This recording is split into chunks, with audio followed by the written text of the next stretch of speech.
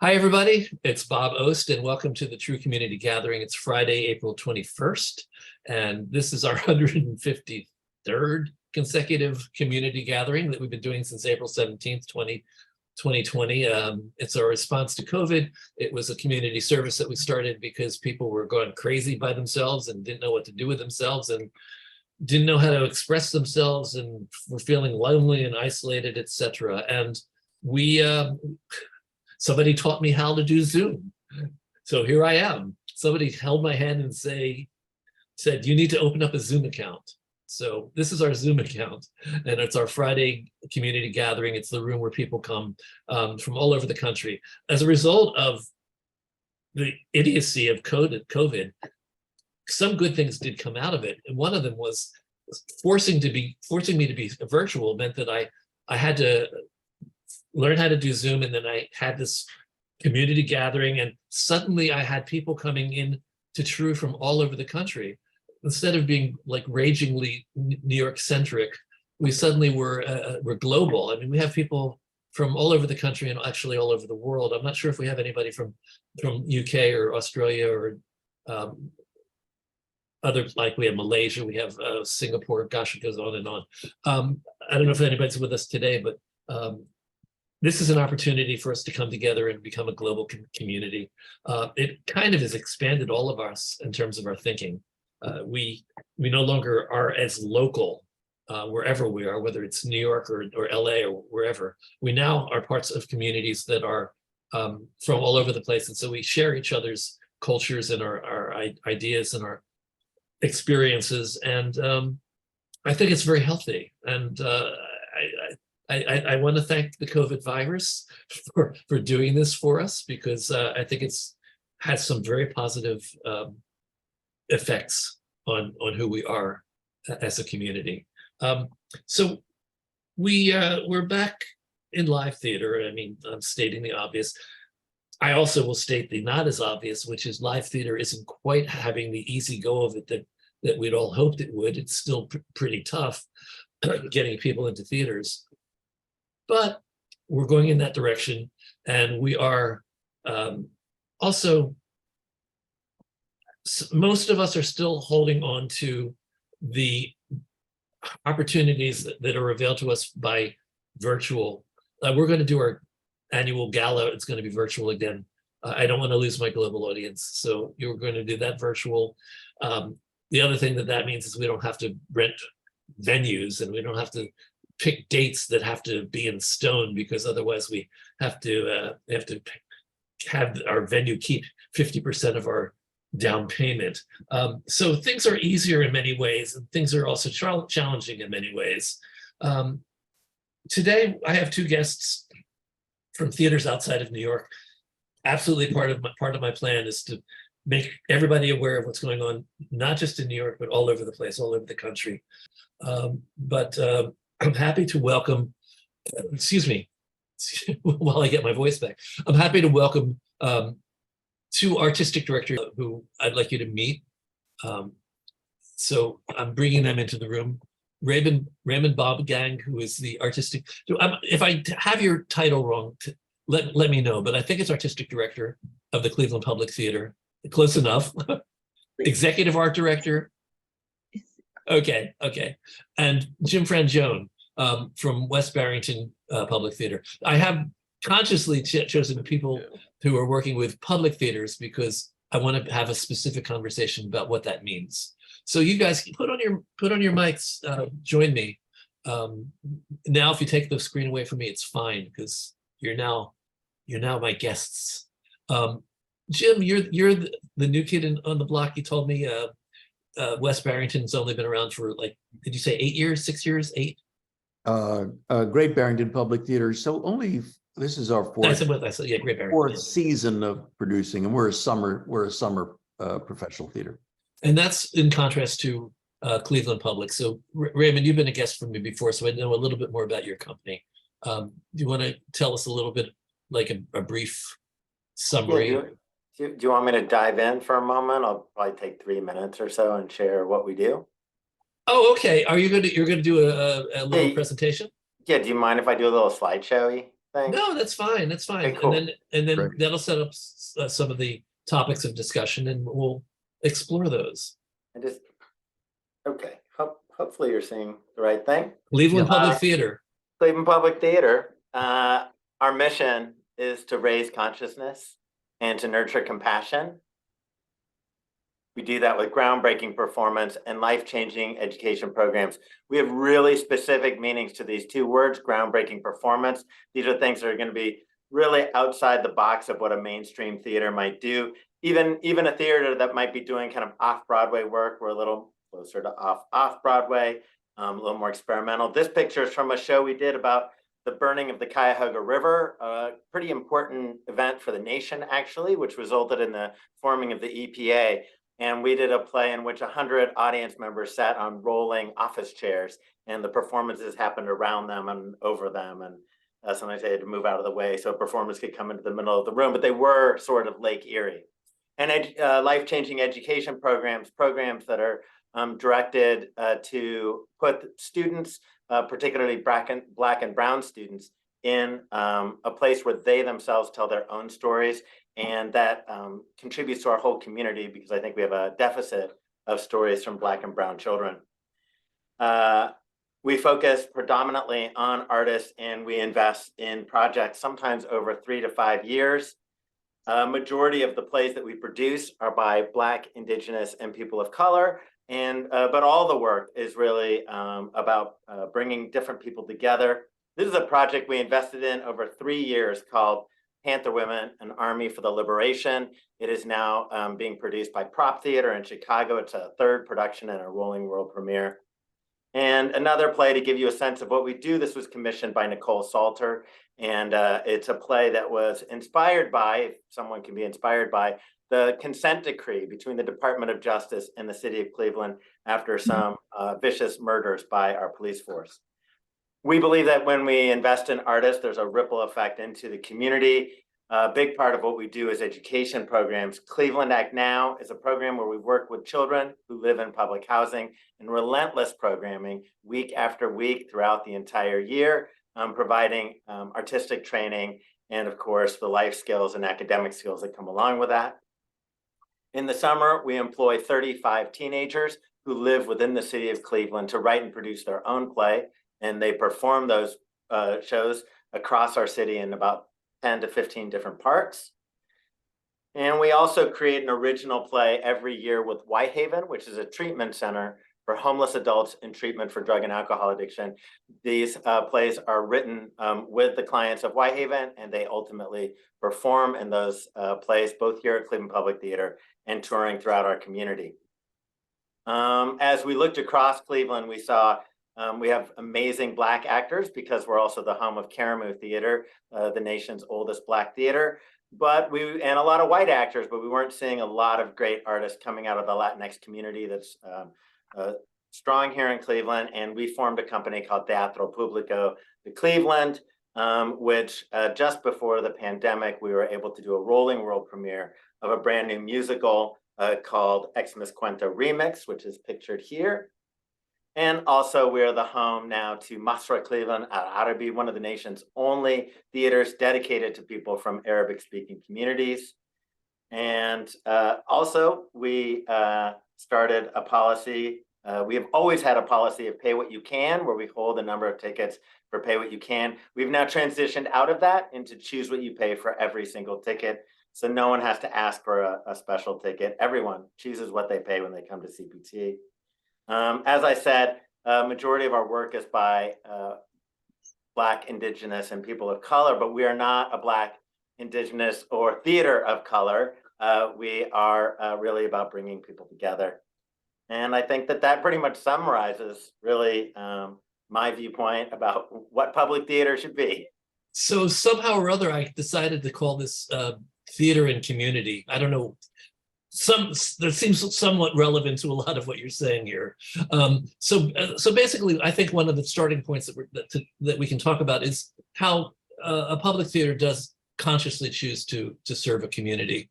I mean, all theaters in some degree are serving a community, but this is a very special relationship.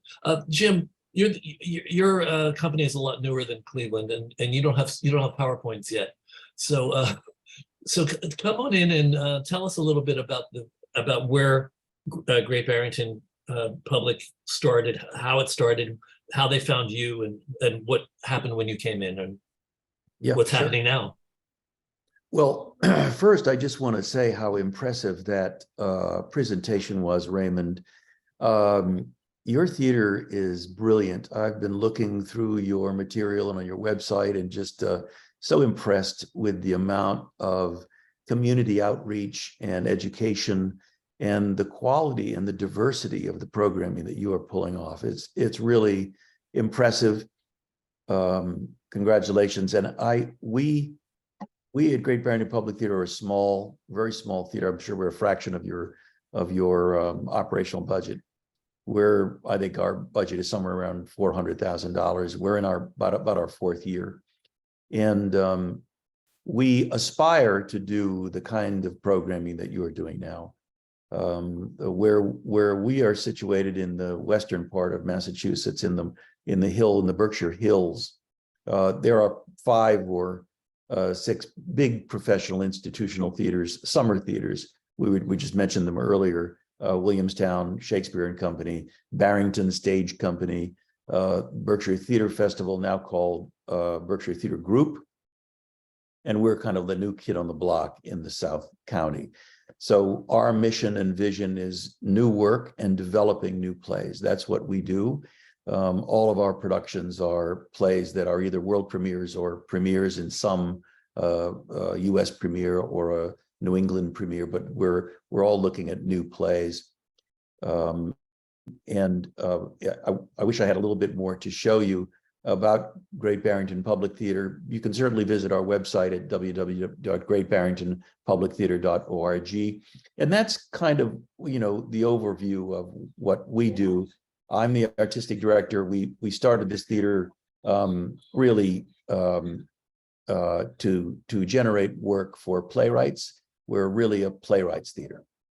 Oh, interesting. Okay, so that's I didn't realize that, actually. At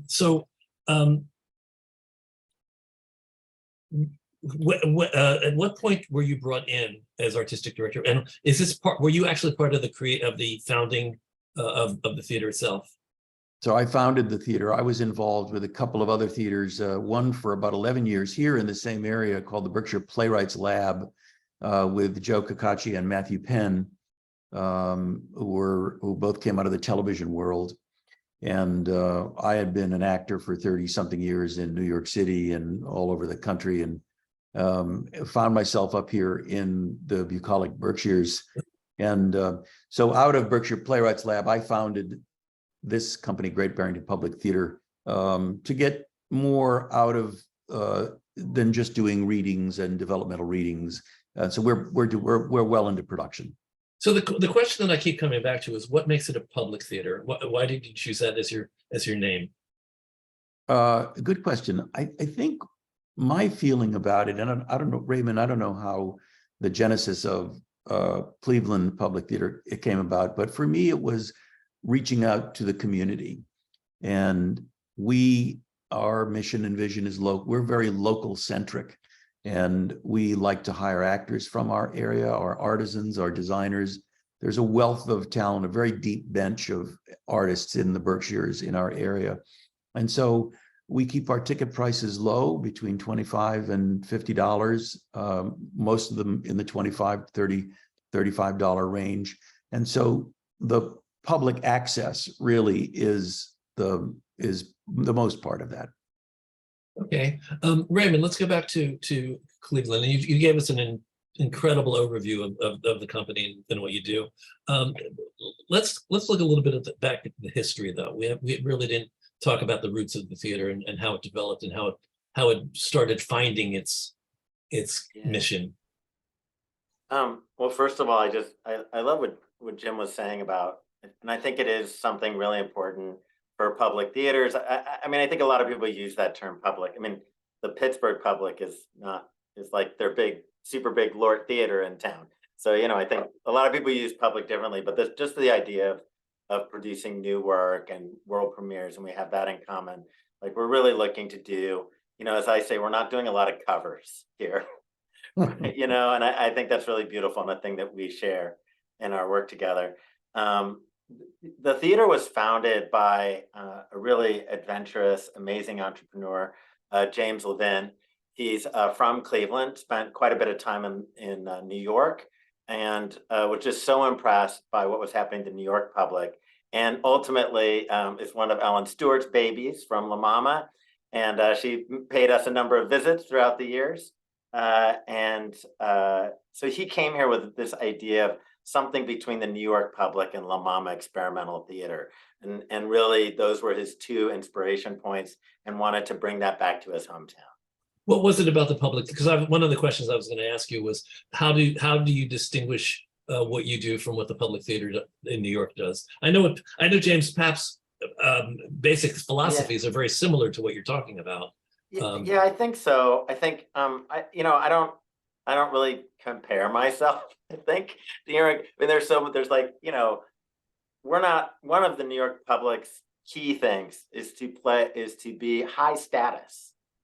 I mean, that is really part of it's super important to their longevity, to their fundraising, and all of this is to really maintain an important status point inside the New York community. So in that way, we are sort of the very far opposite end of the spectrum. We're not really about status. We're not, I'm excited, and I was proud to say, oh, Panther Women went on to Chicago, but it's really about this pride and this local play, and the real excitement of what happens in the room when the theater on stage is something that is literally deeply meaningful to the audience, to the point of almost being, I don't want to say a life and death struggle, but when you're doing a show, and this is something about like excellences and what do we consider excellent theater? And one of the things for me is when I sit in the audience of a Whitehaven theater show, and one of the characters on stage says, and this is the show where it's made by people who are in recovery from drug and alcohol addiction. And one of the characters on stage says, man, I can't handle this. I need to go use.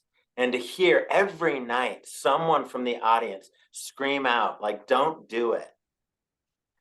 That is like such a powerful experience. And I think sometimes we get confused, and when we really think about the performances that have transformed our lives, and then think about what excellences were at play at that moment, many times they're not the things that might be considered excellent by Oscar Eustis, right? Like for me, if I walk out of a play at downtown Playhouse Square, which has tons of Broadway touring shows, what if two people walked out and one of them was like, oh my gosh, that wasn't very good. They couldn't find a single local actor. They had to bring them all in from New York, right? What happens if you go to a theater in which someone says something like, nobody spoke my language on stage. They must not be very good, right? These are the kinds of things I want to not challenge to say the other things we describe as excellent aren't excellent, but really saying that Leadbelly, the incredible musician, is as excellent as, the greatest opera singer, right? And so I think that's one of the things when I think about New York public, I'm thinking of one set of excellences that maybe are not what I'm holding up CPTs. Well, New York public evolved. If you go back to Joe Papp's first intentions, it was to do Shakespeare. He wanted Shakespeare, and he wanted it to be accessible to people. So he's very early on. One of his goals was to make a theater accessible to the community. So I think he rightfully he rightfully took on the concept of public theater. Then things happened like Chorus Line, and Hair, and suddenly they were. The company grew into what it had, whether it intended to or not, created. It grew into what it had created because it became so big, and they saw potential for bringing being funded Yeah. by the commercial Right, aspect and I'm of it. not criticizing that. No, at I'm all. not either, I but think it's yeah. wonderful. I'm just saying, like, if you're asking me to compare, I think the first baseline of comparison is, what does each company consider excellent theater? Mhm. And what are the excellences we're striving towards? And I think that's where there would be a real divide between us and, say, the New York Pub. I agree with that. I think that they. Do you hear this? Do you hear my siren? Oh, good. Zoom is filtering out the siren. Thank you, Zoom. So I do agree with that. I think that well, let me talk turn to you, Jim, in terms of your goals with your company. How what are the things that are excellent for you? What do you consider excellent in the work that you're doing? What are the Well, I think excellent, for me, excellent theater, it kind of, there are echoes of what Raymond is saying that are very deep within me as well. The homegrown, I don't want to, homegrown is something that is a term that is bandied about. It's not understood, but I think when you're working with writers from your community and they're writing about issues from your community or elsewhere, that there's a sense that that material is resonant with the people who are coming to the audience. They're also seeing artists whom they know, their neighbors, they all live within the same community, and those are important things. It's obviously it's important to entertain people and give them something special, but I love the homegrown element of what we're doing with Great Barrington Public. The other 4 or 5 major theaters here are casting a wide net for actors and so forth. And then the other thing, I think that there's a little difference in what Raymond is doing or has been doing for many years. We're in this particular part of the country, in the Berkshires, it's a white, retired community, and those are our ticket buyers. We don't have as many diverse actors and artists in this area, and we are doing everything we can to attract playwrights and artists to our stages. That's certainly a big contrast right now, because Raymond clearly comes from an area that is very rich, culturally diverse. Yeah, but like most cities, like ours, the theater community has not really addressed that diversity. And I think this is one of the key things is, as you look at the large regional theaters that are carrying some of the region's greatest endowments, those are not necessarily theaters that are looking like the communities they serve in. I mean, I think what Jim just said was so important. The seasons are made for the region he lives in, for the people who live there. And I think that's the key. I want a theater that looks like my city. I want and I want an audience that looks like my city. So Jim, do you have Cleveland Public Theater clearly has a complex infrastructure, and it seems to have a lot of pieces of the puzzle in place. Otherwise, I don't think you could do the multiple programs that you're doing. Raymond, tell me if I'm wrong. Is it just you making all that happen? No, of course not. No. Yeah. So I mean, you talked to your opening. I barely do anything except go to meetings. All I do is go to meetings. I know that. I know that feeling. So Jim, do you have any thoughts in terms of bringing additional programming or auxiliary programming to Great Barrington Public? I'm always reaching out to other theaters and looking for to share, a co-production. We're doing one this summer and one next summer, and looking to share the marketing and the expenses for a project. But we're looking for good plays, and we don't have an education program per se. We have a playwriting program called Berkshire Voices. The 28 people in this room are all basically saying, "How do I send you my play?" Well, so we'll talk about that. My email is in the chat. I'm happy to receive material, and that's another thing. Being a small theater, we don't have a literary department to speak of. I'm the literary department, and my associate artistic director and a couple of people who are associate artists, we read the plays.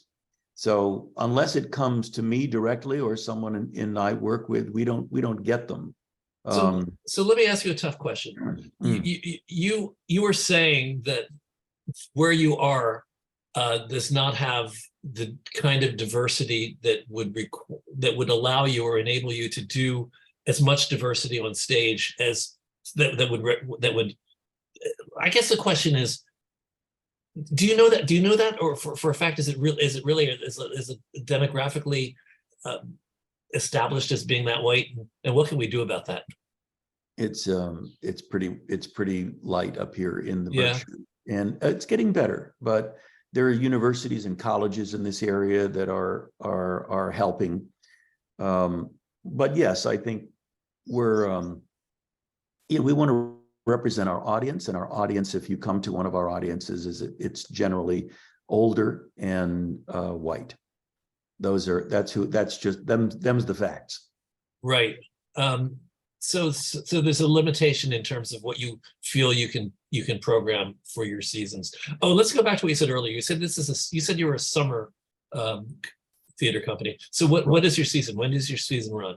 So we run June through September, and we'll probably do a workshop in the fall. So we have 3-4 plays on throughout the summer. We rent space at a college here, part of Bard. It's called Bard College at Simon's Rock. It has a 2-theater facility, a black box, and a 300-seat proscenium, and we use both of those theaters. And you're not related to the Shakespeare company? No, the Shakespeare and Company, that's a completely different company. No, I mean the Barrington Shakespeare. Well, I don't think there is a Barrington Shakespeare. I thought I read it online. Maybe I didn't. It might be a different Barrington than Great Barrington in Massachusetts. Yeah. Okay, so I got that one wrong. Right. So Raymond,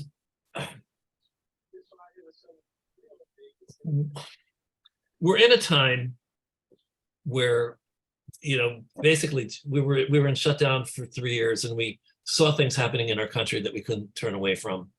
And there's been an attempt, at least, a conscious attempt to bring greater diversity into our companies and into our theaters and into our community, and to be more accepting in our communities. How do you feel?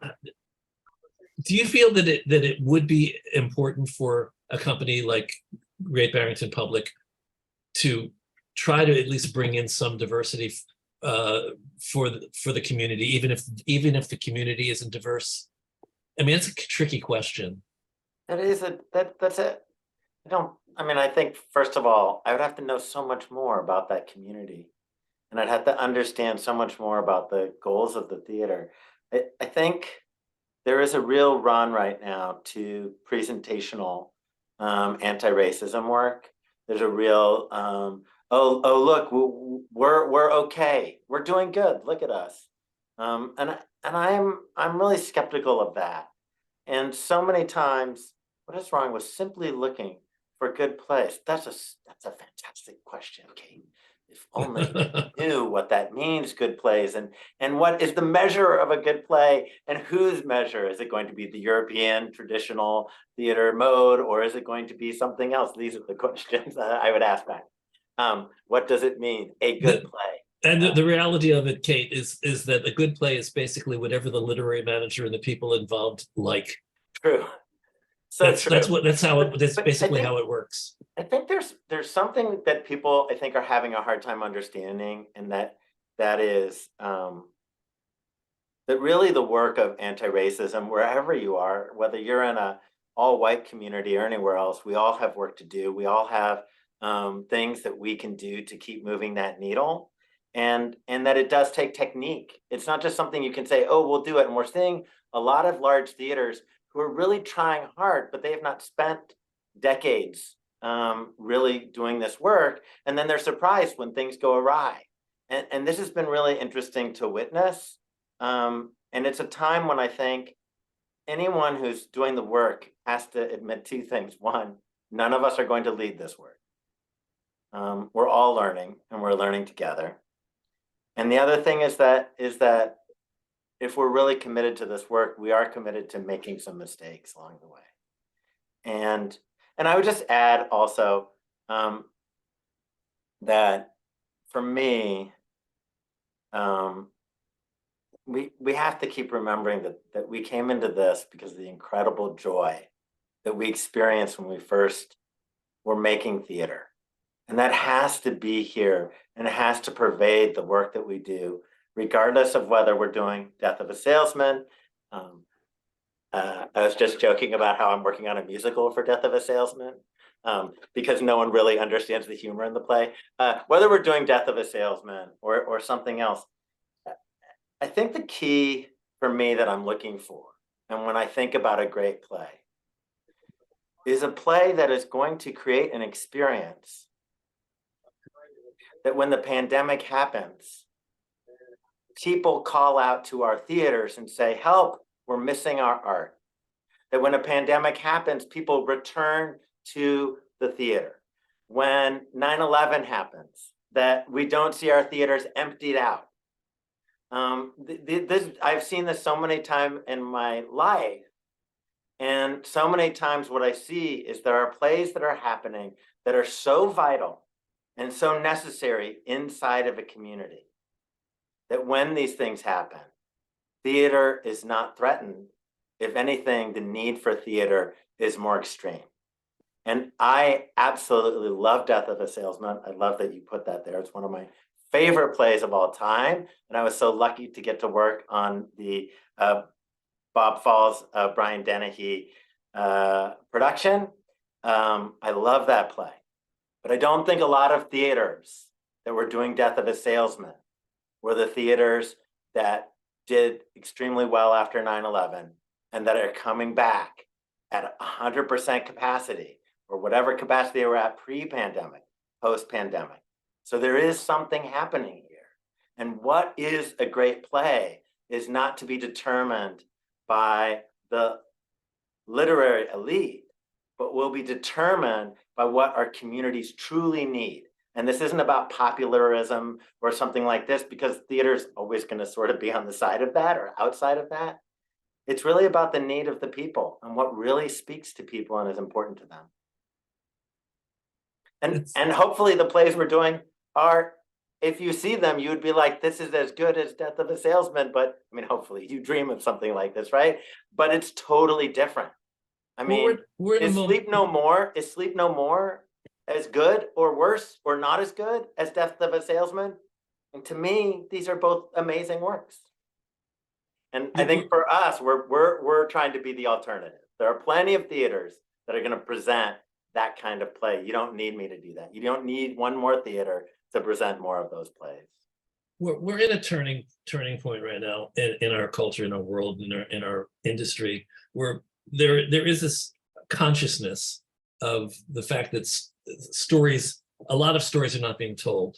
That not everyone's story is being told on stage, or at least if they are, it's being done in places that we're just not aware of. We're not seeing them, and there is some effort being made to bring untold stories to. I mean, today's a great example. We have the first Indigenous playwright play that opened on Broadway. This is the first ever of an Indigenous writer's play being done, and it's a perspective that at least the Times critic seems to be very welcoming of, and we're always talking about trying to get diverse audiences in. And I do think that there is a correlation between the work that we produce and the audiences that we attract. So I don't know what the answer is. I know that I believe that we have to create more producers of color, and we have to have more people in power who are in a position of power who have an investment in getting other voices heard. So, and you're doing that in the Cleveland Public, right? And I don't know what Yes. I don't know what Yes. I don't know what the answer is for Broadway. I mean, Broadway they brought in 7 plays by Black writers with Black directors and Black producers, and and they didn't all do that well. I mean, they had a real struggle, but they were brought in at a terrible time in theater. I mean, was the reopening of theater has been very sluggish and not very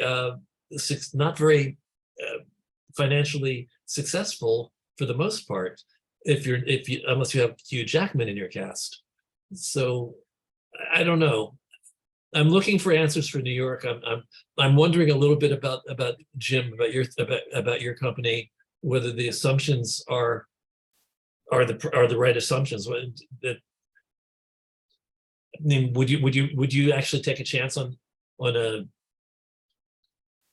voice that's not normally heard on your stage, or do you feel that you have to serve an audience? And I know a lot of theater companies, I've had this conversation over and over again. A lot of theater companies feel like that they have to serve what they know is their audience. Sure. Well, I think audiences have changed in the last few years, and audiences here in the Berkshires at least are expecting new voices and new ways of telling stories.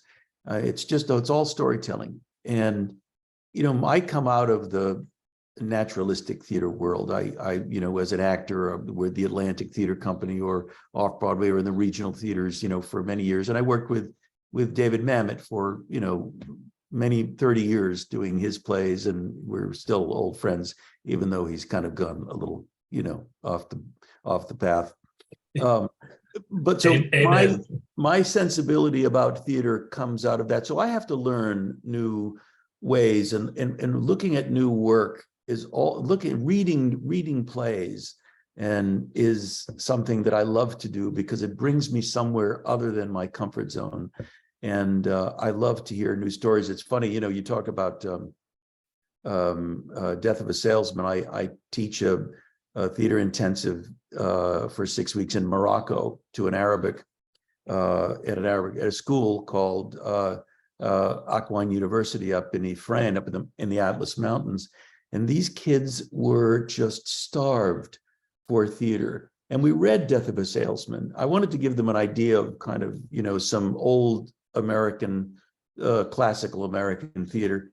And then we read one of Mamet's plays, and we read Glengarry Glen Ross, and all of them drew the inferences around capitalism and the unvarnished, the cruelty of unvarnished capitalism from both of those plays. And it's amazing how international and how those themes hit hard with anyone.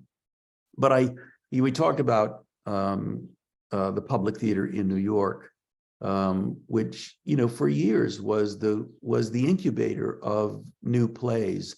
And I'm not sure whether it has changed enough out of that mode that Joe Papp has created. But theater is changing. My theater is changing. The kinds of plays that people are producing in this area are changing.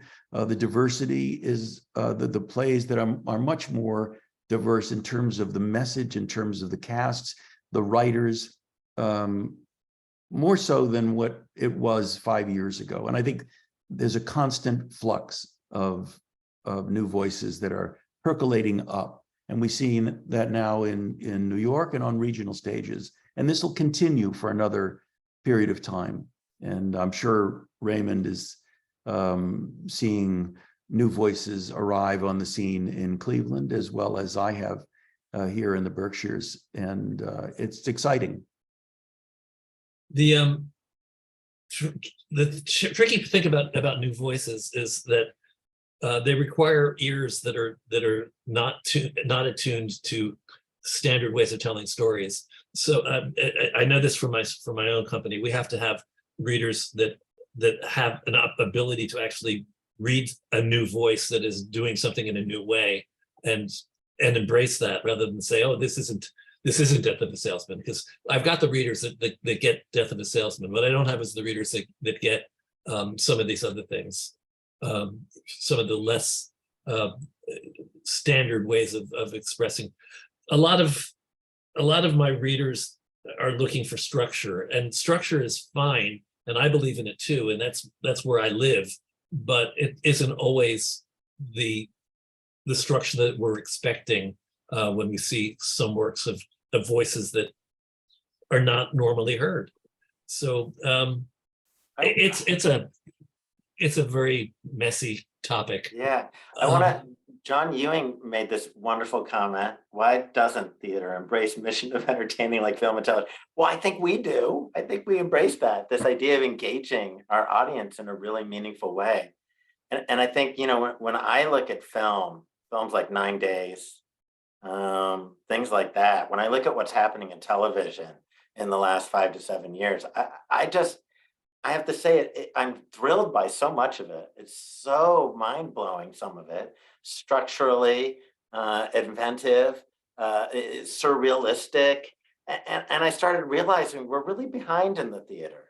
The theater world is not, there was a long time where I think the most bold and adventurous form was really theater. And now I look and I think the most bold forms I'm seeing are in television and movie, and we've drifted a little behind. But I think yeah, that's interesting, John. Yeah, about purpose first and entertainment second. I don't, for me, I can't peel these two things apart. Like if something is meaningful to me and necessary to me as a human being to watch, then that's going to be engaging and entertaining, I guess. But I think most theaters are just trying to. Most theaters are trying to sell a lot of seats, so they're into the entertainment. And I'm one of the people that I want to be moved and I want to be changed. I want my thinking to be changed. I want to go to theater and be surprised and see the world in a new way, a way that I wasn't expecting to see it. But you know, it's not. I'm not every ticket buyer. That's right. That's right. And there, you know, I've learned a long time ago that my personal work in creating, not my work as an artistic director, but my personal work as an artist, that my work is not for everybody. Unfortunately, it doesn't appeal necessarily to a specific demographic. It's sort of like a subset inside of in multiple demographics. But I've kind of come to realize that my work is not for everybody, and that's okay. It's the work that I have to share. You know? Well, I think our greatest plays are always like that, right? I don't think Arthur Miller is sat there and said, I want to write like this super popular play that everybody loves. So, oh no, he never thought about being popular. There's a question Catherine had in the chat about large cast plays and does the Great Barrington Public Theatre produce large cast plays? Sadly, no. We did one of our 6 productions last summer had 6 actors in it, Things I Know to Be True. That was a huge undertaking for us. But the reality is that I'm looking for good small cast plays, and that's just the financial reality of it at this point. Raymond may have a different opinion of it. I also looked at your programming for the summer, and you do not pick the obvious pieces. I mean, these are all 3 pieces that I saw on your website were unusual pieces. They don't have brand names or anything. No, you wouldn't have seen any of these plays. Nice. The only one the playwright I recognized was Dan Lauria. Right. That's a world premiere of a new play by Dan about a couple of seniors. It's a memory play, a beautiful play. And I've known Dan for many years, and he's a surprising playwright. He's always been a champion of new work. And then he went out and wrote one that's really beautiful. I was prepared not to like it, but I just loved it. Good. I want to turn to a very practical point off of the controversy and all that. I just want to know structurally how your companies function. What pays the bills? How much of it is ticketing, and how much funding do you get, and how much individual support do you get? Raymond, I'll leave that one to you first. Sure. Well, first of all, 40% of our business is in education. About 80 to 90% of that is paid for by either contracts we have with governmental or semi-governmental bodies and granting, but we use our general operating support to also support those programs. About 20% of our operating is around 2 parties. One is called Pandemonium, and it's essentially a fundraiser. But even if we didn't raise funds, we'd still have to do it for a bunch of reasons. And Station Hope, which is a block party for social justice. And both of those events are like not just plays; it's all kinds of things. And the plays are all very short, and they're amazing like block parties. And then about 20% of our operation is directed for new play development, not including the full productions of world premieres. So at the end of the day, my actual production of full plays is actually not a majority of what we do. And so that just comes into when I say that our out of a $2.5 million budget, I would probably say I would get about $150,000 in box office. And we do have other earned revenue that comes in, but mostly we're looking at granting and donations. We are one of those theaters that if you looked at us compared to other theaters of our size, we have more donors, but they're giving a lot less per donation. And same thing with my board. My board, average board donation is significantly smaller than what a theater of my size would have nationally. But we have a lot of individual donors, and we're lucky in Cleveland. We have some amazing foundations. You know, we're not in New Orleans, which is really like a funding desert. We're in a city where there are some substantial community foundations that really believe in what Cleveland Public Theater is doing. So and you have your space. Your space is your space, right? Yeah, and because it's Cleveland, a city built for 1 million people, now with only 350,000, there's a lot of space in Cleveland, and I have way too much space for my size. Way too much. Too much square footage. Similar questions, Jim, about Great Barrington. Yeah, we certainly earn revenue with ticket sales is about 30% of our income, but it's mostly from individual donations. I've been doing we're a young company and scratching away here in the Berkshires.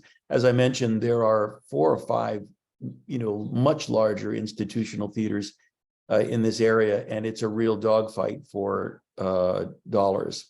And for we don't have a development director. I'm kind of the development director. And what I do is I go and I reach out to potential funders and look for board members. And I put a message in my program saying, if you like what you are seeing, reach out to me. I want to meet you. And that is how we put 5 new board members on our team last year, largely through that message in the program. So we're in the very early stages of growth in our company, but we have a couple of, we don't get funding. We have a couple of foundation, Mass Cultural Council in Massachusetts, a couple of smaller foundations, $10,000 grants here and there, but we don't get money from the NEA, and we don't receive, we're almost at the point where we could start getting money from the Schubert Foundation, and that would be a big one for us. Yeah. Okay. Yes, that was a big boon. I think it was in my 3rd year here at CPT, and the Schubert came in. I was like, oh my gosh. Oh no, it's anywhere. I've made it. Yeah, there's just the application alone takes 3 people to a weekend to put together. It's really it's awesome. But so generous. It's a great.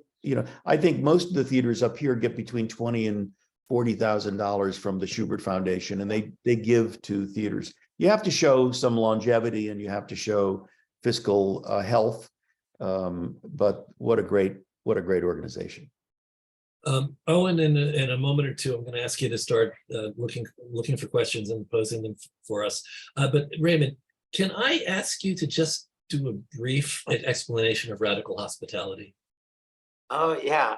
So radical hospitality, I didn't coin this term. I don't know exactly who did. Maybe it was Mixed Blood Theater. It's just this idea that we're all in theater, whether we want to be or not. We're all in the hospitality industry, right? We're all hosts. We host a party, a play, or an arts event all the time. And there was really a sense at one point of the idea of taking a stance that's going to be 2 or 3 steps further than what we might think we need to.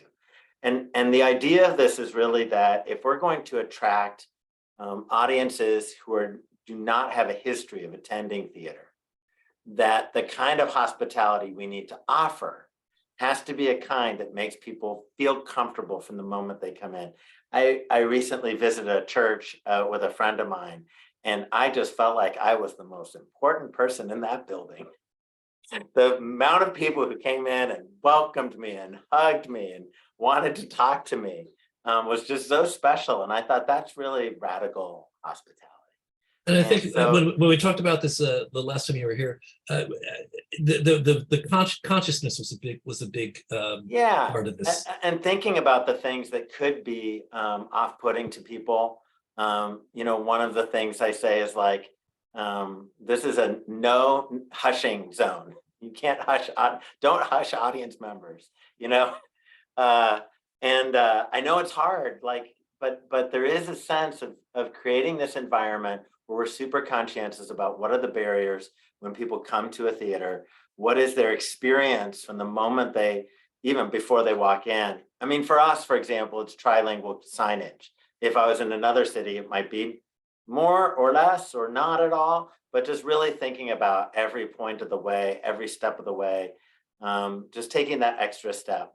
And some of it's very much just customer service oriented. Like when you buy a ticket to CPT, the box office person's like, hey, here's my cell. Call me if you have any issues, right?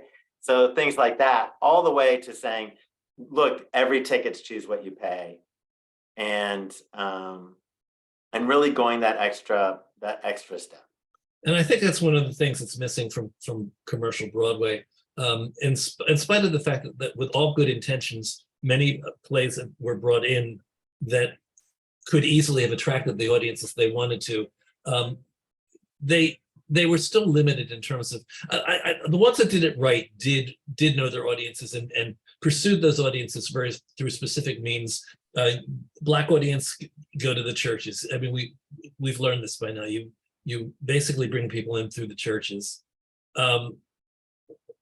Excuse me. And I think that there was mixed success in this last season, and I am going to bring specific guests in, and we're going to talk about what we think the next steps might be, and whether we think that we can build on at least the things that were started in this past season. And I'm actually I'm over the moon about the fact that we have an Indigenous playwright on Broadway. I just can't get over that. Did you think it would ever happen, Raymond? Sure. And now she's working on an amazing version of Peter Pan. So I think Center Theater Group. Yeah, Larissa's just a great leader, a great thought leader. When we were doing work in Cleveland around encouraging the team owners to maybe reconsider their name, that's a polite way to say it, the name of our baseball team.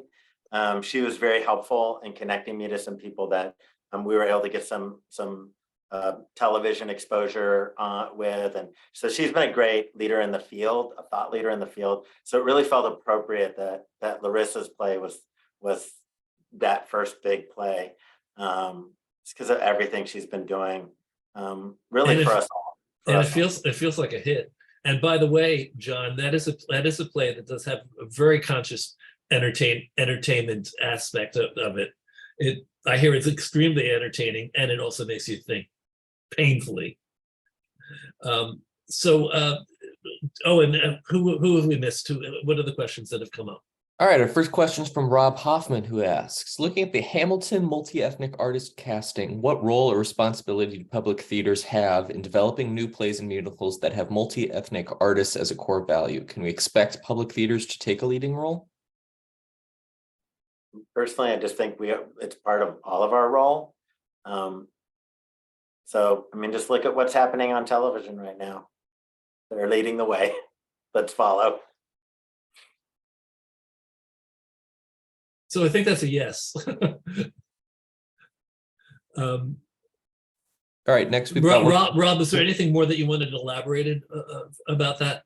Well, just that there's, I think it has to be kind of a purposeful thing from the very elements of developing the script, developing, the vision for the work, be it a very accessible piece of work, based on IP or what have you. but I think it has to be very purposeful, a lot like what you're referring to, Bridgerton.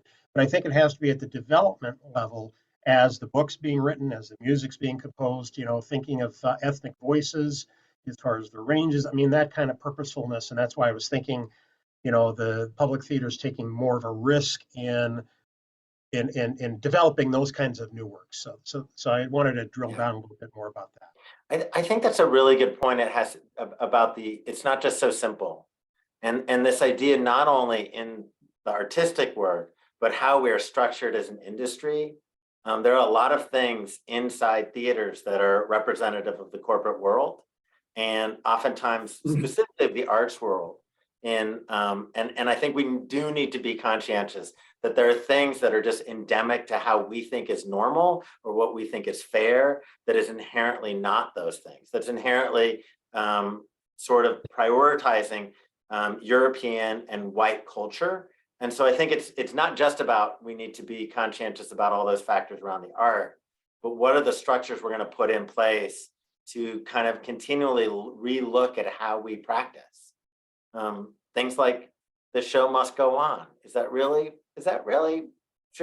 the show must go on? No, Like no, COVID kicked that one out.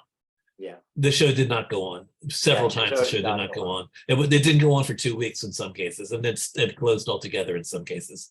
So yeah, I mean, people's well-being does need to be a priority. Just to state the obvious in terms of those tropes, like the show must go on.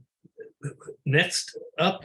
Sweet. I think we've covered this a little bit, but this is from Donald Loftus. From a budgeting/financial point of view, is it difficult managing a pay what you will season? Do you receive funding elsewhere to allow you to produce your season? Yeah, as I said before, like we're lucky we have a lot of grant funds. But I do have to say our ticket prices were always quite low. So we're talking about before we had like a $15 to maybe the equivalent today of maybe a $45 ticket. And we are seeing our ticket price average at Cleveland Public Theater has only gone down a small amount, maybe 10%. So our actual average ticket price, when we allow the audience to choose what they pay, is about 10% lower than what it would be when we don't. And the thing that skews that number, for whatever reason, is people want to pay less for holiday shows. So these holiday blockbusters that we had in the past, where we always had upcharges for all these different things, now it's like, there's not as much point to doing a holiday blockbuster, because literally that's where we saw the lowest average ticket price. Go figure. Yeah. Jim, how about you? We in fact, we just talked about this a couple of days ago, the idea of a pay what you will ticket. It's very appealing to me. I like it. Or pay what you will performances on with a specific production, just to allow people who don't have access to theater. We all know what the price of tickets has become. You can just, a friend was just trying to find a ticket on Broadway to a show. It's $270 for the nosebleed section. It's crazy right now. Our ticketing system, as I mentioned, is between $25 and $50, and most on that lower end. Our motto, if you can call it a motto, is new work, local talent, and affordable prices, and that's what we bring. Where our tickets are much lower than any other area theater. But the idea of offering pay what you will is really appealing to me. If that answers your question, I'm not sure if I'm on the No, I mean, I think that answers our questions about that. I think that a lot of us are interested in how, to the extent subsidies are necessary. Like I have theater companies talk to me about this, about they want to offer their tickets for less. Can they get a subsidy by getting a grant? I think you can write a grant asking for the ticketing to be subsidized so that you can afford to give away tickets. Well, it is interesting, right? Because there were $1 million awards flying around about 10 years ago to build new audiences. And really, I think there was only one theater that experimented with that, and that was Mixed Blood. So, it's interesting that you see these very large grants going out to support, whether that's diversifying your audience or building your audience. And it's really interesting to see like what happened to all of that. And did they really build their audience once that money went away? Big question. We I don't think have the answer to that, but yeah, it's a good Yeah. question. Another question that we've been, of course, asking ourselves here in this area is how do you get young people back to the theater? And I think Raymond may have answered some of it earlier, talking about television, or if we could just put theater on a small phone screen, we would do a little bit better. But it's really a reach for us to pull in young audiences, and probably a large reason is the kind of material that we're presenting and producing and writing and green lighting. So I'm not sure what the answer is. Arcade actually just let us all know that there was a previous example of a commercial Broadway production with a indigenous writer, and apparently it was Cherokee Lynn Riggs who wrote the play that Oklahoma was based on. Green Glow, where the Lilacs also had a run. It did have a commercial Broadway run. I didn't know that Lynn Riggs was Cherokee. I had no idea. Next up, Owen. I think this is the last one. I think we've answered all the other ones. But John Ewing wants to know, well, and Raymond just responded to that, but I'll ask it to the room. With A24 purchasing an off-Broadway theater recently, and I would like to add that one of Amazon's subsidiaries, Audible, also did the same thing. Could you visualize Broadway becoming dominated by major corporations and the independent producers getting pushed out? It already is. It's Broadway has been co-opted. I was thinking back, to the Joe Papp years, and Joe was really the first one to bring the nonprofit theater onto Broadway, and he created an agreement, a legal agreement, to bridge the gap between the commercial theater and the nonprofit. And boy, it's taken off. Now you see most of the off-Broadway companies, Manhattan Theater Club, Atlantic, most of the off-Broadway theater companies are moving shows to Broadway. And I'm not sure what the prices are, but I know I can't afford it. Well, one of the problems is that there is no viable financial model for off-Broadway right now. The companies that you're talking about are actually the people that we look to develop commercial pieces through a partnership with a not-for-profit. And the only off-Broadway that's working, if even that is working, is the off-Broadway not-for-profit theaters. I don't know what would we have without that. I don't know. I'm interested and curious to hear about the Audible, that Audible has bought an off-Broadway theater. How is that going to work? Is it going to be just theater of word? It's been for a couple of years now. It's the Minetta Lane Theater. And Right. they've basically been presenting since pre-COVID. I think it is. It's well before COVID. They've been doing like one-person shows that have they're not audio, but the actors are on stage, but they are basically like they're reciting narratives. Audio related. There are things that Audible owns as properties, as Audible Right.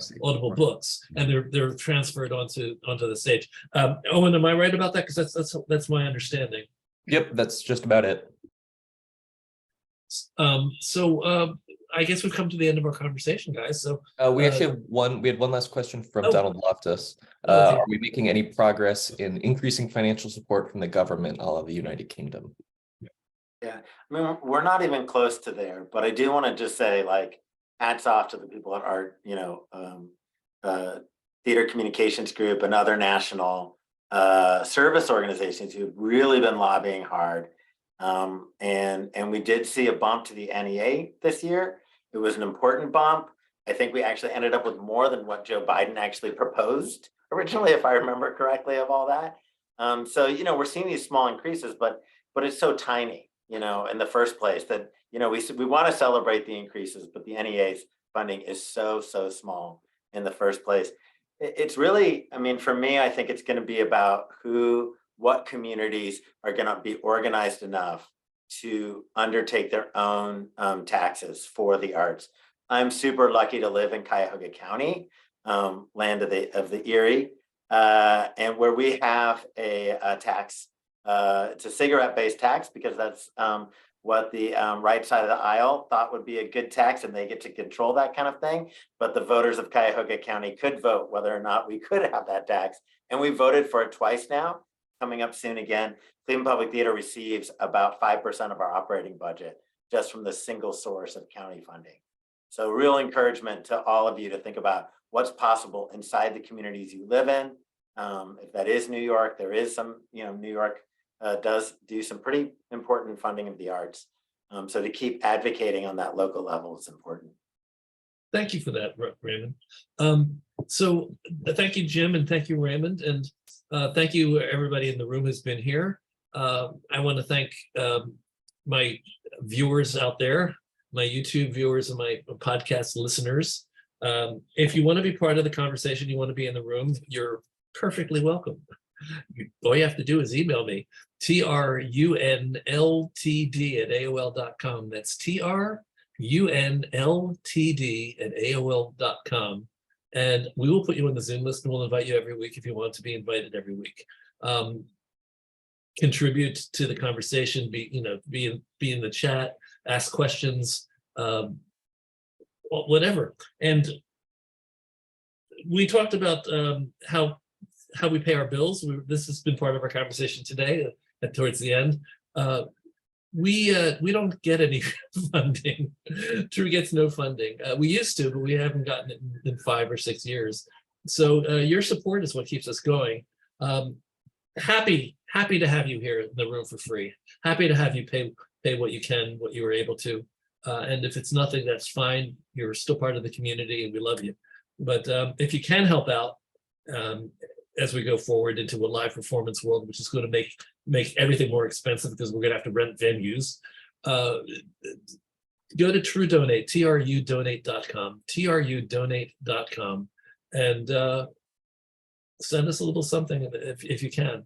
I hope you'll come back with us next week and the week after. Next week, we're going to talk about the meaning of theater awards. We have people from the Outer Critics Circle and Drama League and Drama Desk coming to talk a little bit hypothetically about, not hypothetically, anecdotally about awards and what their purpose is and what these different awards try to do, what their missions are. It should be an interesting conversation. The week after that, we have a conversation about solo performance, and we have the guys that run the United Solo Festival, as well as Gretchen Cryer, who have, I think, if you know solo performance at all, you know Gretchen Cryer is one of the most talented people in the business in terms of helping people shape their solo works. And other things coming up too, just on and on and on. So I'm just going to keep going, guys. I'm going to keep going. So join me week after week, and thank you for being with us. I think that's it. I'll just cut here. Okay. Thanks so much. Thanks, Bob. Thanks, Raymond. Yeah, nice to meet you, Jim. Yeah, nice talking with you all.